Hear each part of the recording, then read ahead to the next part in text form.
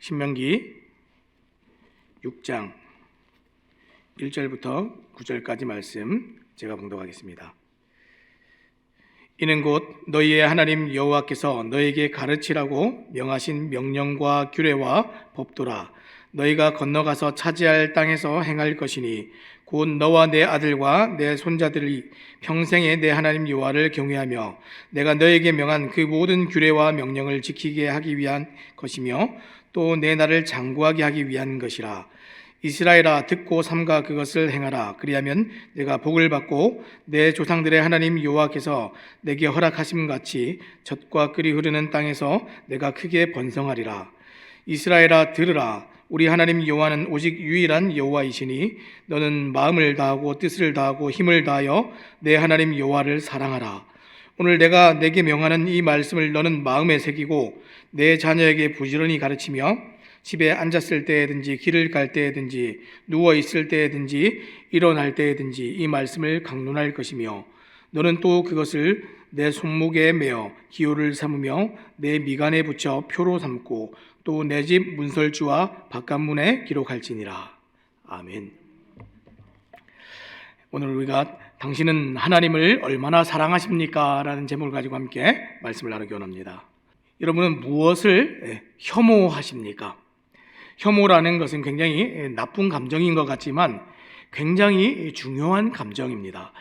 인간이 혐오해야 할 것에 대해서 제대로 혐오하지 않으면 생존이 어렵거나 위험에 처할 수가 있습니다. 한번 상상해 보시기 바랍니다.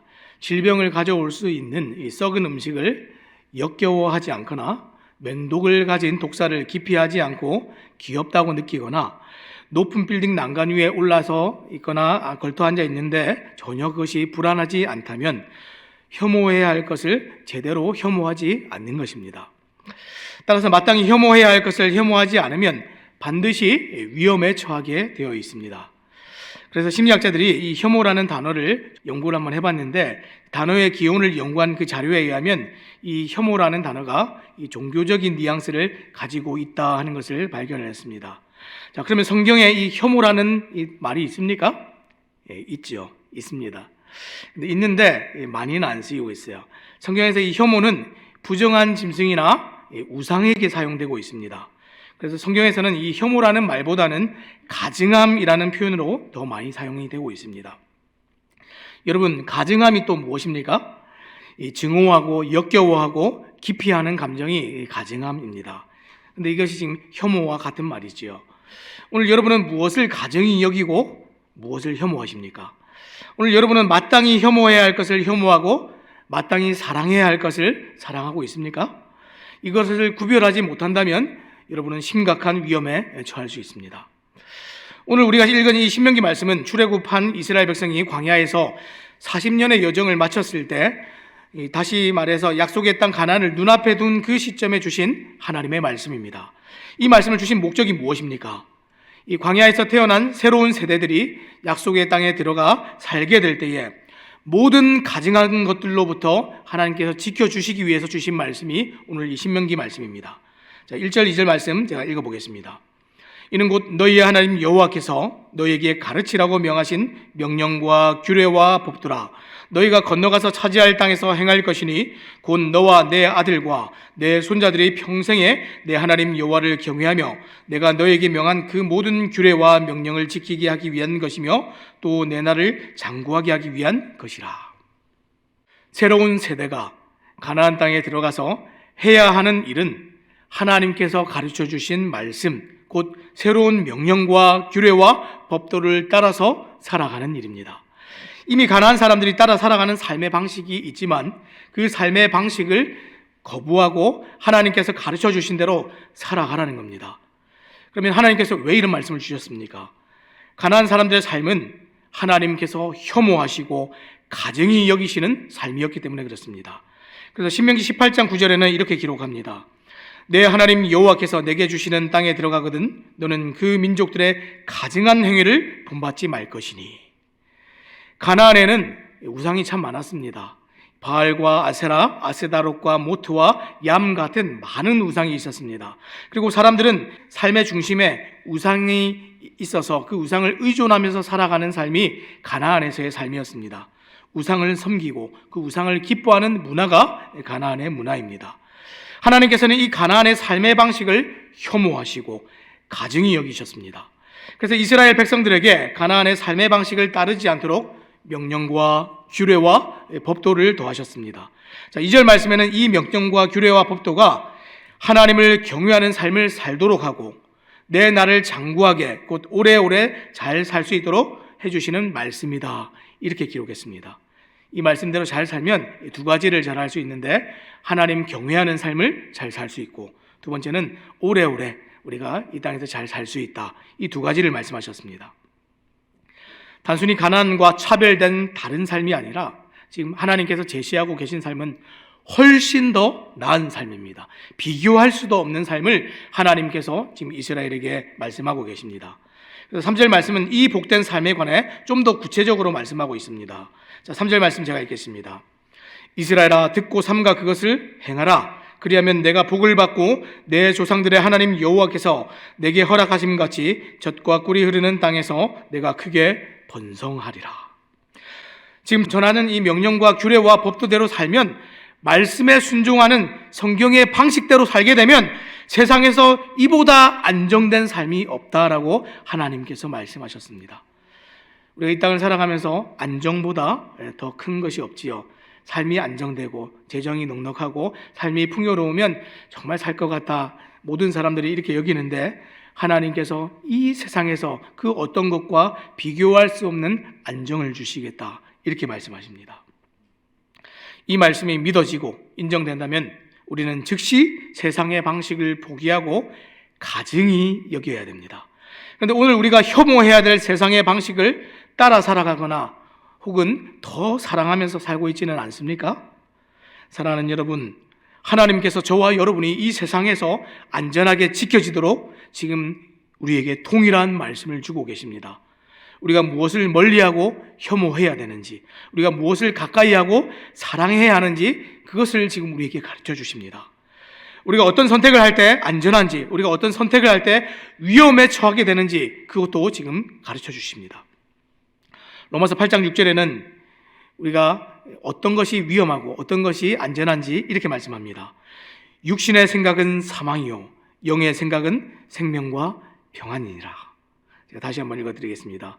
육신의 생각은 사망이요 영의 생각은 생명과 평안이니라. 지금 이 순간 여러분의 생각과 마음을 가득 채우고 있는 것은 무엇입니까? 육신으로부터는 하나님과 아무런 상관이 없는 것이 나와서 여러분의 생각들을 가득 채웁니다.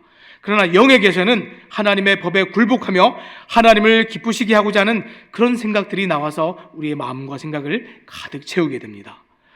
오늘 하루 여러분이 간절히 더 원하는 것은 무엇입니까? 오늘 이 예배 시간에 가을 특별 새벽 기도회를 우리가 작정하고 이 자리에 나왔는데 무엇을 더 간절히 기도하고 원하십니까? 오늘 하루 여러분이 해야 할 가장 중요한 선택과 결정은 어떤 것입니까? 혹 지금 많은 생각이 여러분의 마음을 번잡하게 하고 있다면 오늘 하나님께서 이스라엘 백성들에게 하신 이 말씀을 귀 기울여 한번 들어보시기 바랍니다. 자, 4절 5절입니다. 이스라엘아, 들으라. 우리 하나님 여호와는 오직 유일한 여호와이시니 너는 마음을 다하고 뜻을 다하고 힘을 다하여 내 하나님 여호와를 사랑하라. 뭐라고 했습니까? 내 하나님 여호와를 사랑하라, 이렇게 얘기했습니다. 이 말씀을 시작할 때 우리가 정말 유명한 말씀인데 쉐마라고 얘기하죠. 쉐마는 들으라 이런 말씀인데, 쉐마 이스라엘, 이스라엘아 들으라. 우리 하나님 여호와는 오직 유일한 여호와이시니. 하나님 사랑하기를 말씀하면서 제일 먼저 말씀한 것은 우리 하나님은 어떤 분이신가? 그 하나님은 오직 유일한 여호와 하나님이시다, 이것을 말씀했습니다. 오늘 성경은 다양한 우상이 있는 가나안에 살게 될 그 세대를 향해서 우리가 예배하고 경외하고 사랑함으로 섬길 대상은 오직 유일한 여호와 하나님 한 분밖에 없다, 이렇게 성경이 외치고 있습니다. 하나님이 유일한 한 분이시라는 그 사실이 왜 중요합니까? 왜냐하면 하나님은 사랑의 대상이시기 때문에 그렇습니다. 우리가 존경하는 분은 여러분일 수 있지요. 우리가 따르는 선생님은 또 여러분일 수 있습니다. 그런데 남편과 아내같이 이 언약으로 맺어진 사랑의 관계는 그 대상이 다수일 수가 없습니다. 하나님과 우상을 겸하여 섬기고 하나님과 돈을 겸하여 섬기고 하나님과 세상의 권세를 겸하여 섬긴다면 내 아내와 두 번째 부인을, 내 아내와 세 번째 부인을 다 같이 사랑하겠다고 말하는 것과 같습니다. 그것은 지금 사랑이 많은 것이 아니라 혐오스러운 일이고 가증한 일입니다. 그런데 사람들은 믿음 생활하면서 자꾸만 세상의 현실을 말하면서 이런 논리들을 펴니다. 내가 믿음 생활하지만 목사님, 현실은 그렇지 않지 않습니까? 그래도 제가 세상에 나가서 먹고 사는 일을 위해서는 목사님이 현실을 몰라서 이렇게 얘기하는 겁니다. 현실은 우리가 사랑해야 될 대상이 하나님 한 분밖에 없다는 것이 진짜 현실입니다. 사랑하는 여러분, 여러분의 배우자 외에 다른 남편과 다른 아내를 어쩔 수 없이 사랑할 수밖에 없었다, 누군가 이렇게 말한다면 그 말이 납득이 가십니까? 전혀 납득할 수 없는 궤변이지요. 그런데 왜 하나님을 사랑하는 일은 우리가 그렇게 말하고 있습니까? 하나님을 어떻게 사랑해야 하는지 오늘 5절 말씀이 말씀하고 있는데 다시 한번 읽어보겠습니다. 너는 마음을 다하고 뜻을 다하고 힘을 다하여 내 하나님 여호와를 사랑하라. 하나님 사랑하는 방법입니다. 어떻게 한다고요? 너는 마음을 다하고 뜻을 다하고 힘을 다하여 내 하나님 여호와를 사랑하라. 여기서 지금 마음이라고 번역된 히브리어 이 레바브는 단순히 감정을 말하는 것이 아닙니다. 레바브는 지, 정, 의를 포함한 인간의 내면 전체를 말하고 있습니다. 또 뜻을 다하고 할 때 이 뜻은 우리가 네페시라는 이제 단어인데 원래는 영혼이라는 단어입니다. 근데 여기서 이 육체와 정신 전체를 포괄하는 인간의 이 전인격을 의미하는 것이 네페시입니다. 또 마지막으로 힘을 다하여 이렇게 얘기했는데 힘을 다하여 할 때 이 말씀은 메오드라는 단어인데 육체와 정신을 포함한 모든 에너지, 힘과 활동력을 다 의미하는 것이 메오드입니다. 결국 이 세 가지 표현이 다 무엇입니까? 사실 다 같은 말입니다. 전인격과 모든 노력을 다해서 하나님을 사랑하라 하는 반복적인 강조의 표현이 이 세 가지 표현입니다. 어떻게 했다고요? 너는 마음을 다하고 뜻을 다하고 힘을 다하여 내 하나님 여호와를 사랑하라. 이것이 유일한 사랑의 대상에게 보여야 될 충성스럽고 신실한 사랑, 그것을 우리가 성경에서는 헤세드 이렇게 얘기합니다. 이것이 헤세드이지요. 우리는 유일한 사랑의 대상을 결혼관계 안에서 잘 배울 수가 있습니다. 사랑하는 여러분, 하나님께서는 하나님을 사랑하는 일을 배우도록 우리에게 남편들에게는 아내를 주시고 아내들에게는 남편을 주셨지요. 그리고 배우자를 사랑하는 그 방식들을 통해서 하나님을 어떻게 사랑해야 하는지 깨닫고 배우게 하셨습니다. 바울은 고린도 교회 성도들에게 이렇게 남편과 아내들을 사랑하라 이렇게 얘기했는데 고린도전서 7장 3절 말씀 읽어보겠습니다. 남편은 그 아내에 대한 의무를 다하고 아내도 그 남편에게 그렇게 할지라. 남편과 아내가 서로를 지금 사랑하는 방식을 말씀하고 있습니다. 하나님을 사랑하는 모습과 너무나 지금 닮아 있지요. 지금 여기서 남편과 아내의 의무라고 번역한 이 헬라어 오페일레는 빚이나 채무를 뜻하는 말이 이제 오페일렌입니다. 빚이나 채무는 우리가 안 갚을 수가 없습니다. 미뤄놓을 수는 있지만 반드시 갚아야 없어지는 것이 빚이나 채무인데 다 해야 됩니다. 내가 할 수 있는 것들을. 그리고 의무를 다하고 할 때 이 다하고로 번역된 이 헬라어 아포디도토는 단순한 권고가 아니라 강제적으로 명령하는 명령입니다. 충실하게 이 책임을 수행하도록 그렇게 요구하고 있습니다. 남편이 아내에게, 아내가 남편에게 사랑하는 방식입니다. 본래 이 본문의 내용은 이 부부의 성적인 관계를 설명하는 것이지만 이 유일한 사랑의 대상인 배우자를 사랑하는 모든 방식에 우리가 이것을 좀 적용해 볼 수가 있습니다. 모든 것보다 우선적으로 고려되어야 되고 모든 것을 쏟아부은 최선의 노력이어야 되고 단 한순간도 흐트러짐이 없는 상대에게 집중하는 그런 노력이어야 됩니다. 이것이 남편을 사랑하는 것, 아내를 사랑하는 그 사랑의 방식이 있죠. 따라서 이 언약으로 맺어진 유일한 사랑의 대상이신 하나님께 보일 수 있는 사랑은 누군가와 나누거나 공유될 수가 없습니다. 하나님과 나 사이에 지극히 개인적이고 깊은 관계입니다. 그리고 그 사랑은 빚을 갚듯이 반드시 이행해야 되는 의무이며 할 수 있는 모든 노력을 기울여 감당해야 되는 책임입니다. 이것이 유일한 대상이신 하나님을 사랑하는 방식입니다. 사랑하는 여러분, 오늘 여러분은 하나님을 그렇게 사랑하고 계십니까? 결코 하나님의 마음을 상하게 하지 마시기 바랍니다. 그러면 우리는 어떻게 매 순간 하나님을 기쁘시게 할 수가 있습니까? 자, 6절 말씀 한번 읽어보겠습니다. 오늘 내가 내게 명하는 이 말씀을 너는 마음에 새기고. 하나님을 사랑하고 기쁘시게 하는 방법은 들은 말씀을 잊지 않고 기억하는 것입니다. 그리고 기억한 말씀대로 하나님의 기뻐하심을 따라 행하는 것입니다. 자, 그러면 우리는 말씀을 어떻게 기억할 수가 있습니까? 6주 말씀은 그것을 마음에 새긴다 이렇게 얘기를 했습니다. 여기서 마음은 앞에서와 마찬가지로 우리가 생각하는 감정이 아닙니다. 가슴이 아닌 우리의 생각과 정신에 새기는 것이 지금 마음에 새긴다 하는 뜻의 의미입니다. 자, 그리고 새긴다라는 표현의 이 이미지는 망치와 이 끈을 들고 단단한 이 화강암 석판에 이 정성스럽게 글자를 두드려서 새겨놓는 이 조각가의 모습과 같습니다. 이런 작업은 정말 힘든 일이지요. 하지만 일단 완성이 되고 나면 그 메시지는 오래도록 남게 됩니다. 하나님의 말씀을 잊지 않고 기억하기 위해서 돌을 파서 글자를 새기듯이 우리의 생각 속에 깊이 새겨 넣으라 하는 것이 하나님의 말씀입니다. 마음에 새기라. 그러면 말씀을 새기는 것이 왜 하나님께 기쁨이 됩니까? 왜냐하면 소중하고 사랑해야 할 말씀이 지금 여기에 새겨지기 때문에 그렇습니다. 지금 우리도 마찬가지죠. 누군가 나의 말을 기억하고 행했을 때 사랑을 느낍니다. 누군가 우리에게 이것이 너의 선물이야, 작년에 내가 이거 좋아한다고 했었잖아, 그러면서 그 지나가는 말을 기억하고 선물을 준비해서 너를 위한 거야, 이러면 얼마나 우리에게 기쁨이 되지 않겠습니까? 누군가 우리를 사랑한다면 그 사람이 한 말을 기억해야 합니다. 반대로 누군가 나의 말을 자꾸만 기억하지 못하고 잊어버린다면 그때 어떤 생각이 드십니까? 저 사람은 나를 자꾸 무시하는가? 저 사람은 나를 정말 중요하게 생각하지 않는 것 같아. 남편과 아내 사이에서도 이 남편이 또 아내의 말을 잘 기억하지 못하면 서운한 마음이 들지요.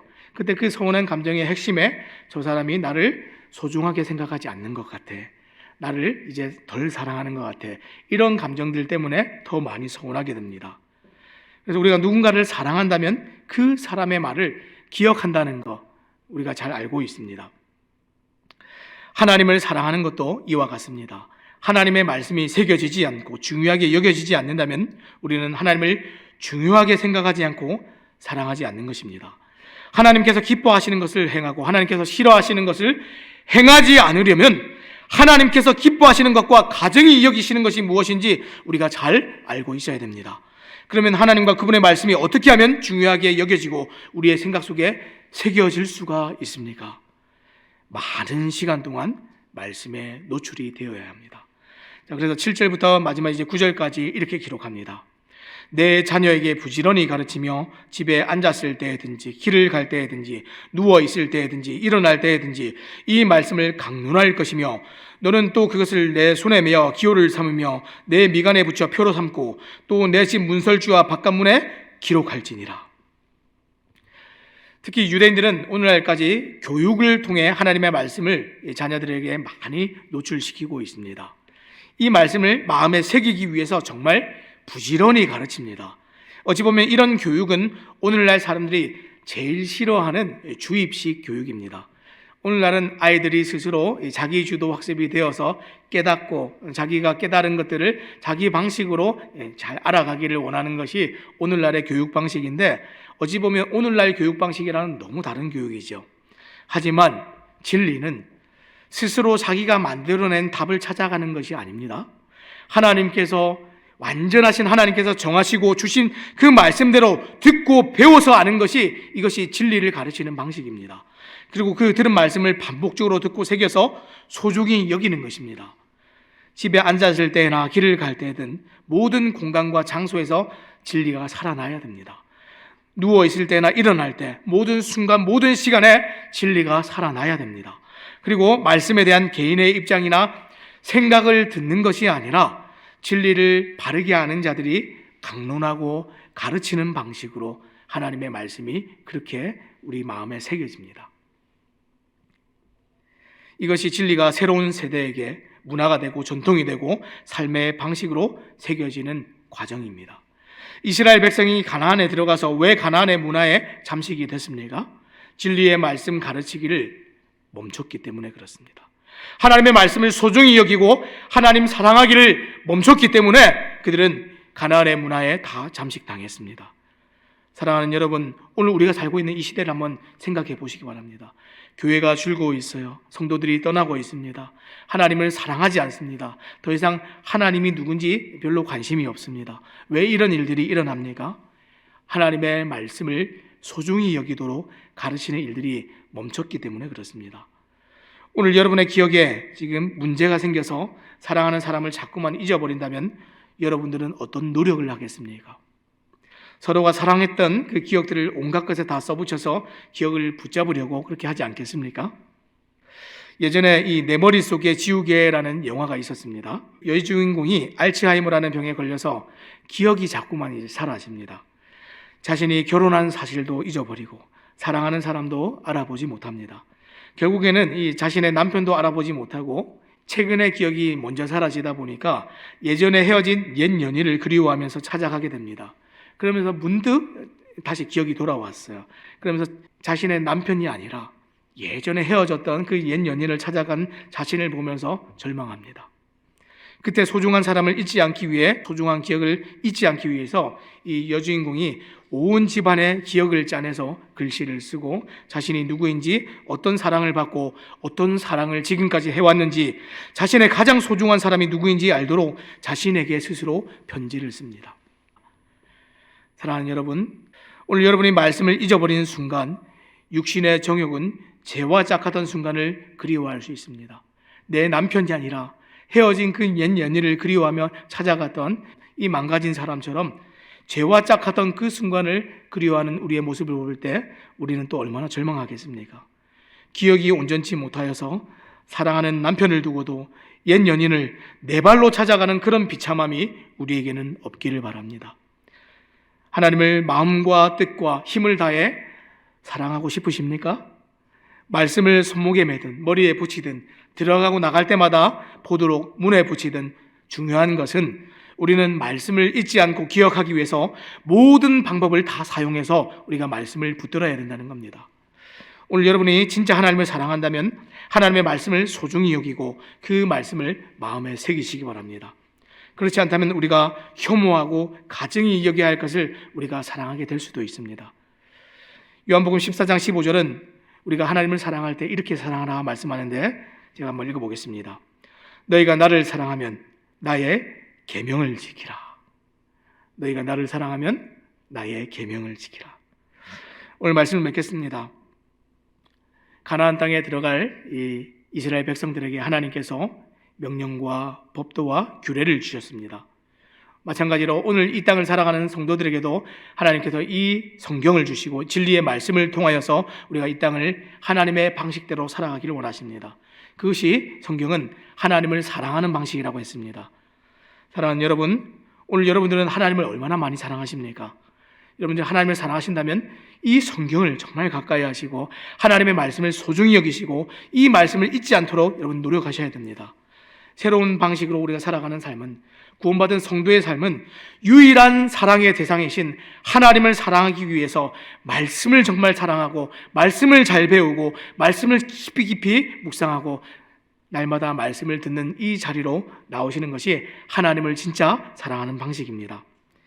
오늘 하루를 살아갈 때에 날마다 이 말씀에 우리 자신을 노출시키고 말씀을 날마다 깊이 묵상하고 연구하고 진리의 말씀을 배우는 그 자리로 나아가서 하나님을 정말 사랑하는 그 유일한 방법인 이 말씀을 놓치지 않는 또 새삼침내교회 모든 성도님들 되시기를 우리 주님의 이름으로 부탁드립니다. 기도하겠습니다.